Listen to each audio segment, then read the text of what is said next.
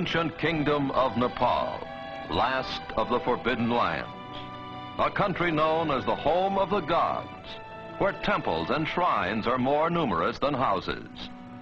A land of contrasts, whose varied architecture marks it as the meeting place of two great religions of the East, Buddhism and Hinduism.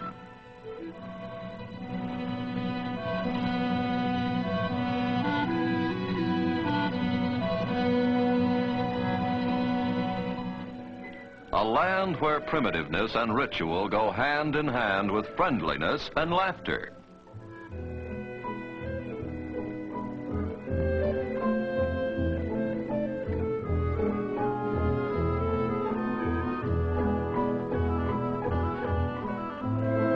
The intricate art and architecture of Nepal are a source of wonder to the few travelers from the Western world who have been permitted to see them. They bear testimony to the genius of a tribe of master craftsmen, the Newars, the original inhabitants of Nepal.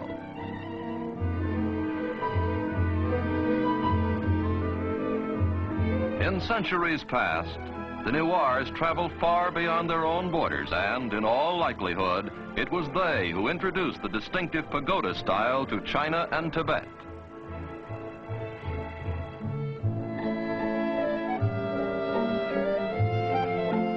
One of the crowning achievements of Newar architecture is the Temple of Bodhina, the magnet of all the great Buddhist pilgrimages. Fluttering prayer papers give the temple a festive air, while the glaring eyes of Buddha remind the faithful that their activities are being watched.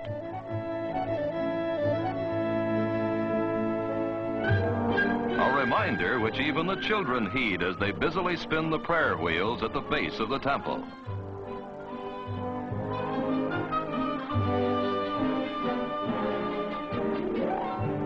The 7 million inhabitants of Nepal live in a country ringed by mountains and guarded by jungle. There has been practically no contact with the Western world. For hundreds of years, each generation has known a primitive way of life, hardly any different from that of the generations preceding it.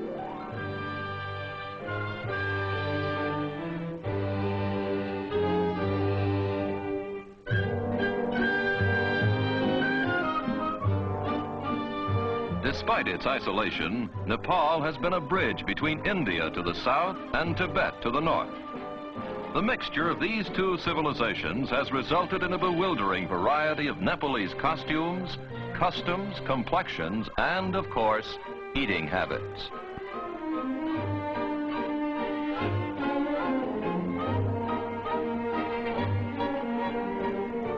Here, a traveling Hindu fakir, or yogi, demonstrates the latest in imported headgear, a turban fashioned out of hair instead of fabric.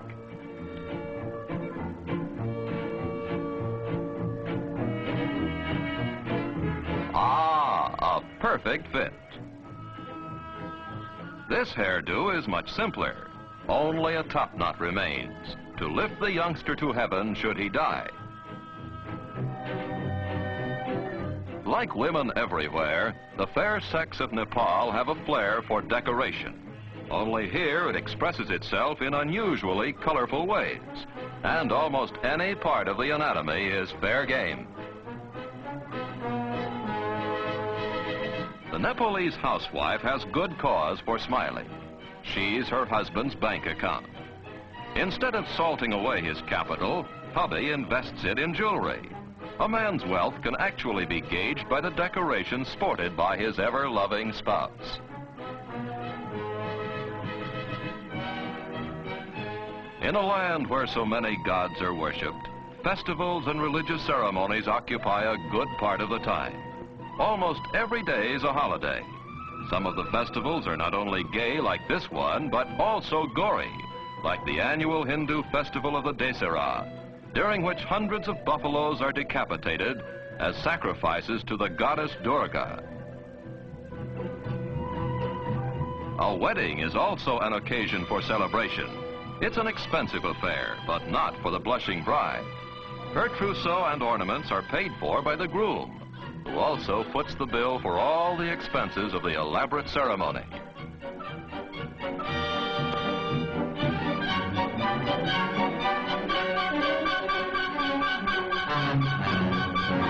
Pleasant as they are for the bride, weddings and festivals are only a brief interlude in a way of life that is hard and often unrewarding. The soil is poor, the tools of agriculture are primitive, and even when a crop does grow, it's often raided by sacred monkeys and other animals which cannot be harmed. Near Kathmandu, the capital of Nepal, there are several small towns. One of these is Pashupati, the doorway of death. The townspeople do a thriving business carrying bundles of wood. For the great desire of the Hindu is to be cremated here and then set afloat in the holy waters of the Bagmati River.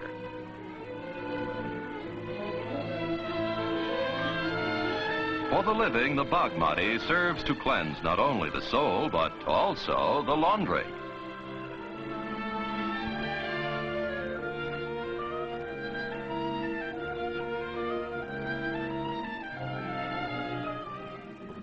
And now we come to the ruling tribe of Nepal, the Gurkhas.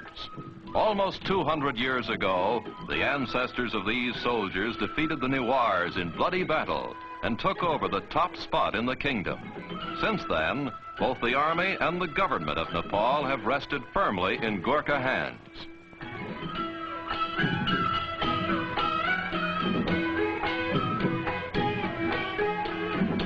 Despite his fondness for dancing while dressed in milady's finery, the Gurkha is considered one of the toughest fighting men in the world. Gurkha regiments have fought valiantly in the British Army for many years.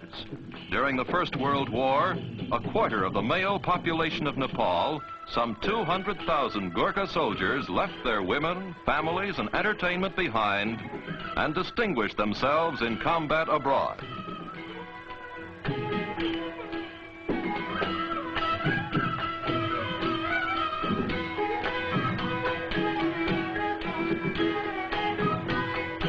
Although the Gurkhas have traveled beyond their own borders, Nepal itself, with its temples, beliefs, and people, has hardly been touched by what we call civilization. It remains a land of savagery, simplicity, and beauty. A land which only now is beginning to reveal its secrets and its splendors to a curious world.